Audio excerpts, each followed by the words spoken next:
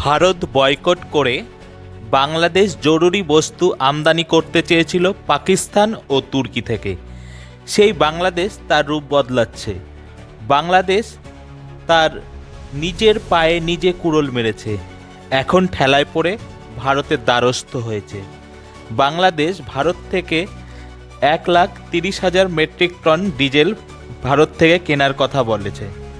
বাংলাদেশের রাষ্ট্রায়ত্ত company Bangladesh petroleum corporation ভারতের নিউমালিগড় রিফাইনারি থেকে ডিজেল আমদানি করার চুক্তি করেছে।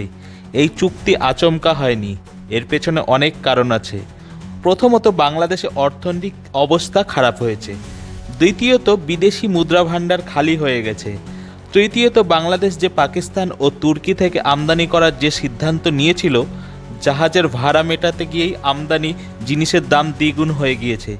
বাংলাদেশ প্রতি বছর 4 লাখ মেট্রিক টন ডিজেলের প্রয়োজন পড়ে, কিন্তু বাংলাদেশের নিজস্ব রিফাইনারি 20% চাহিদা পূর্ণ করতে পারে। ডিসেম্বর 2024 সালে বাংলাদেশ পাকিস্তান থেকে জাহাজে করে 25,000 টন চিনি আমদানি করে।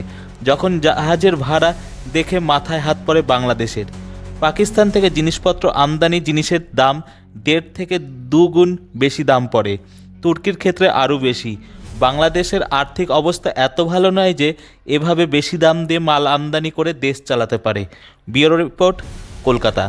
এ বিষয়ে আরও জানতে কলকাতা সমাচার চ্যানেলটি লাইক করুন, সাবস্ক্রাইব করুন ও বেল আইকনটি প্রেস করুন।